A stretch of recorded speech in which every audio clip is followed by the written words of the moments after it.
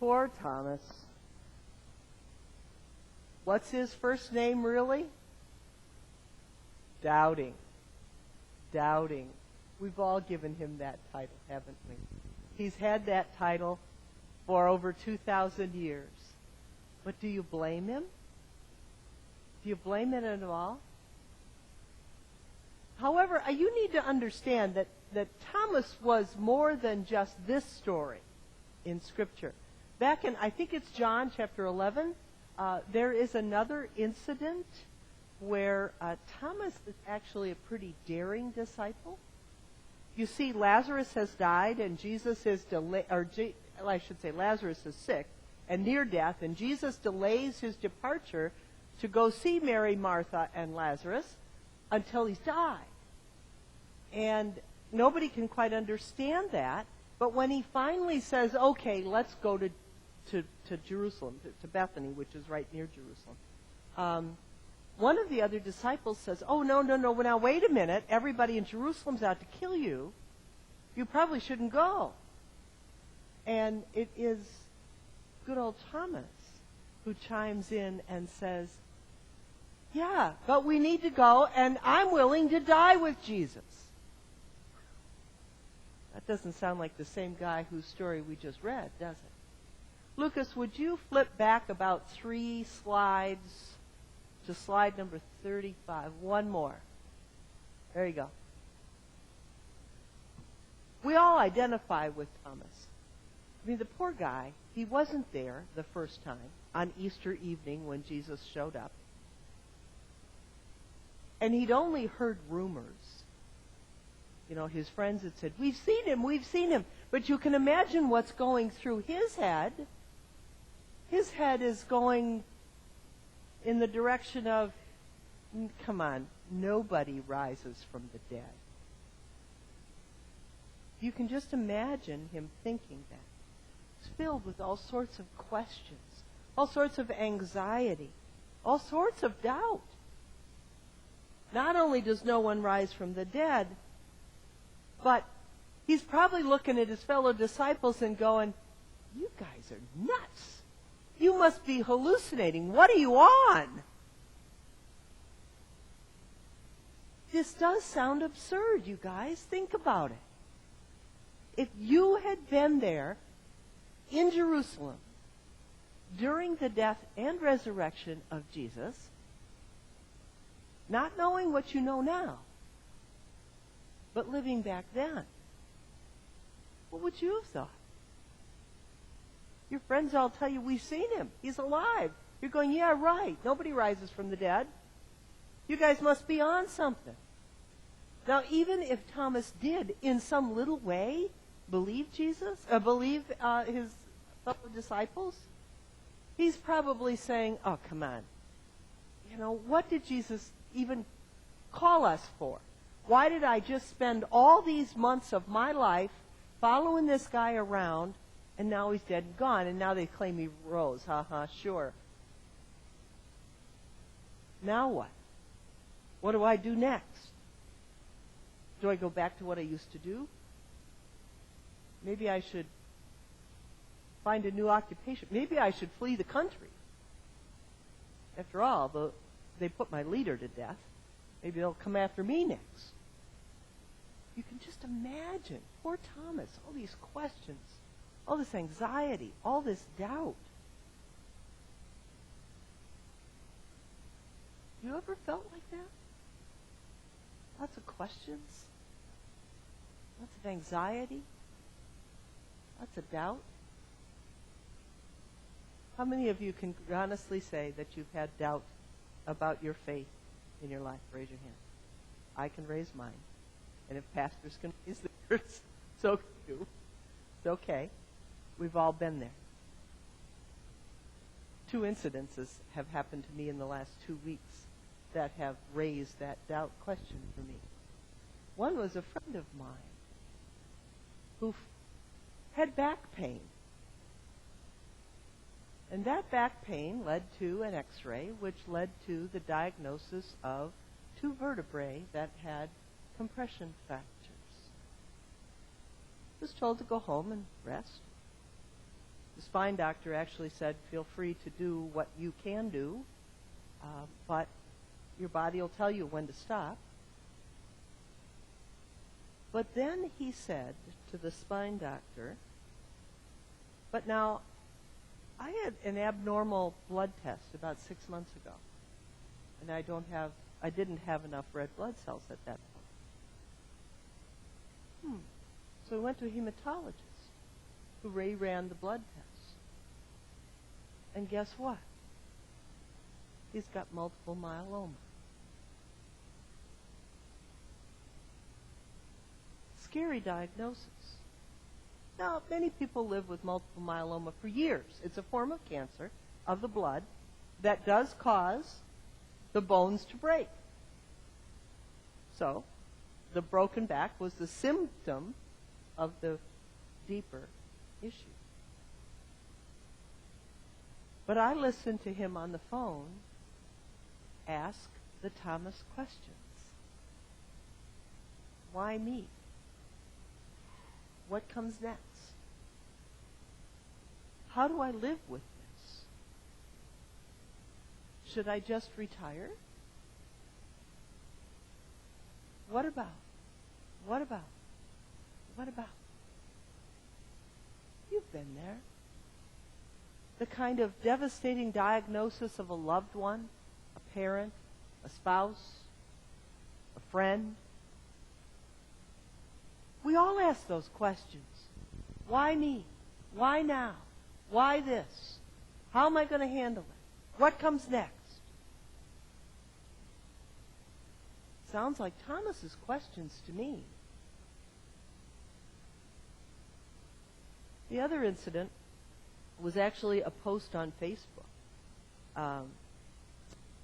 This is a woman who was a part of my previous congregation, and when her mother died, I remember talking to her after everything was over and done with, looked at me square in the face, and she said, "It's not supposed to be like that."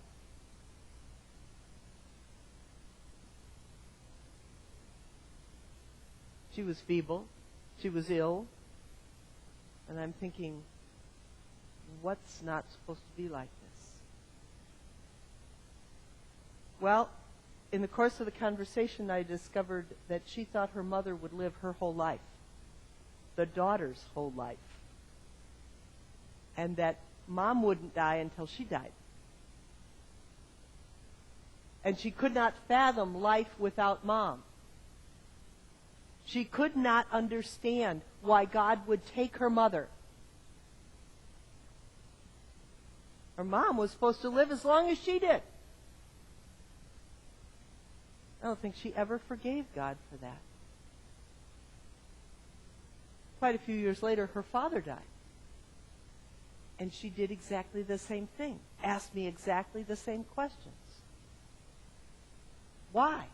Why did God take my dad? Well, Dad had been, the practical side of me was going, Dad was really sick. But she was asking a deeper question. Why would God abandon me? Why would God leave me without a parent, without guidance and leadership? All of that came back to me from a Facebook entry she had this past 2 weeks ago about Easter. And you know how hard we work to make Easter a joyous event. It is a joyous event. And all she could write about was the pain and agony of not having her parents here for Easter. Sad when someone lives in that kind of pain, with that kind of doubt, with those kinds of questions for so long. Thomas is like the rest of us. And yeah, we give him a derogatory first name, doubting. But the truth is, we could all claim that title, that name, because we've all been there.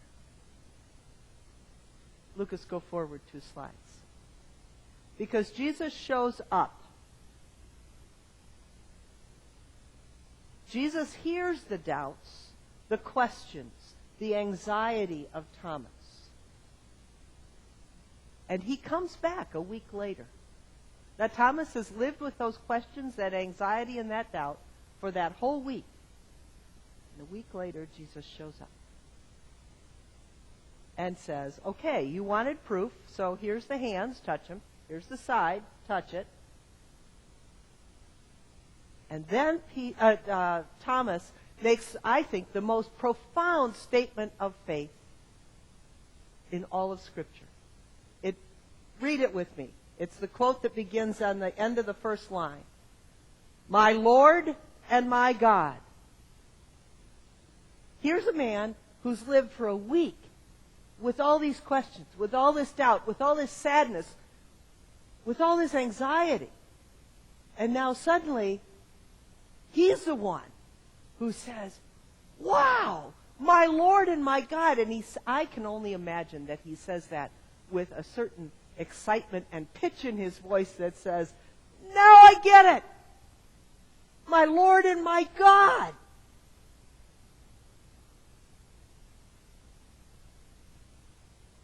We all can come through those valleys of doubt, through those valleys of questions and anxiety, to the same statement of faith as Thomas. When Jesus entered that room that first night and a week later, the words out of his mouth were, peace be with you. Peace be with you. But I am here to tell you that we should not belittle Thomas for his question, for his doubting. I think what happens is that out of doubt, out of those questions, comes that statement of faith. And it isn't until you've gone through that valley of the shadow of death, if you will, that we finally come up the other side to the hilltop of Calvary and an empty cross. And we say, my Lord and my God.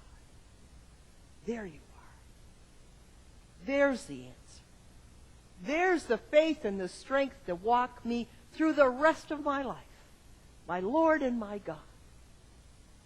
Have you got questions? I do. I'm going to actually ask Pastor Barry Ellen to help me here. She's going to pass out a note card. And what I want you to do is write a question you have for God. Now, any question. But I just taught Sunday school this morning with the younger kids, and they were absolutely amazing. We were talking about the resurrection, and they had all sorts of questions about the resurrection. So we ended up doing what I call a gospel comparison. We took all 4 gospels and kind of laid the stories side by side, and we asked the question, how many angels were there? How many people went to the tomb, and who were they? Where did the angels sit? What did the angel tell whoever it was that went to the tomb? They asked those questions without me asking them of them. Now, I helped expand it for them, but we all have questions. And they can be silly questions like, God, why did you make the mosquito? I'm still trying to figure that one out. Scientists want to know, too. So do the people who suffer from the Zika virus. Why did you make those mosquitoes? But maybe it's more serious, Maybe it's more personal than that. What question do you have that you'd like to ask God that causes you to wonder about whether what God says, what God's done in Jesus is real? Because the first step in climbing out the other side to that statement of faith, my Lord and my God, is to be willing to ask the questions, to be willing to face the doubt. So write the question down. I'm not going to answer these questions. I'm not even going to look at these questions. I'm going to invite you to put them face down in the offering plate today. That's all. We're going to put them on the altar and offer them to God. Your questions, your doubt, your anxiety, we're going to offer to him. And then I want you to keep your eyes open and hear loudly the words of Scripture. When Jesus walks in, what does he say? In the midst of all this craziness, all these questions, peace be with you. And as he walks with us through that valley of the shadow of death, as he walks with us through all that doubt and all that questioning, we too, with Thomas, can come out on the other side and claim, my Lord and my God, this is you. This is what it's about. This is the faith. So take just a minute. Write down those questions.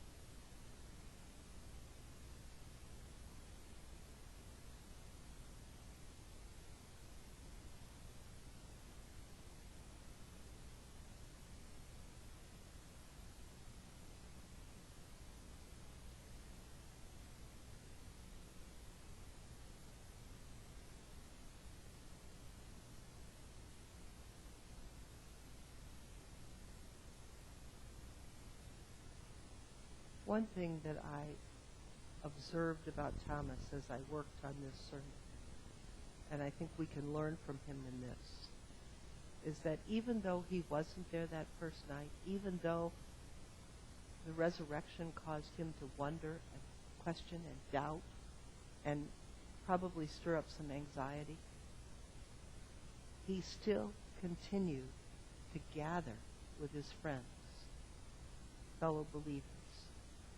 Even though they'd had an experience he didn't have, even though he questioned and wondered and doubted, he never walked away. We find so often in the church that people who have questions absent themselves from the community of faith. Those who have doubt don't show up to encounter the living God in bread and wine. They choose rather to be apart from us. Please learn from Thomas here. In the midst of your questioning, in the midst of your doubting, in the midst of your anxiety, this is exactly where you should be with those who believe. Returning week after week to hear the good news, to be supported with the presence of Christ in the body of believers, in the bread and the wine, in the speaking of the word. Where else are you going to have those questions answered? Who else is going to love you and accept you in the midst of all those questionings and all that doubt? One other thing you ought to know about Thomas. Despite this first name reputation of his being the doubter, he became a very fervent missionary for Jesus, and in fact went as far as India proclaiming the good news of Jesus' death and resurrection to those who would listen. A couple years ago, I met a man who is now a member at Trinity Old Lutheran. His first name is Sohail. He's from Pakistan, not far from India. And Sohail, when I first met him, shook my hand and said to me, "I'm a member of the Thomas Church." And it took me a minute to figure out what he was saying. But in India and Pakistan, they still talk about their heritage coming through Thomas. They still talk about his faith that he proclaimed to them so that they might believe. That's what happens to doubters.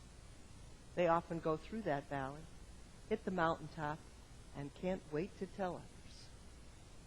That's the story of Thomas. Don't be afraid to doubt. Don't be afraid to question.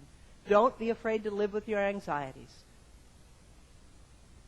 but listen to the words of Jesus. Peace be with you. Peace be with you, today and always. Amen.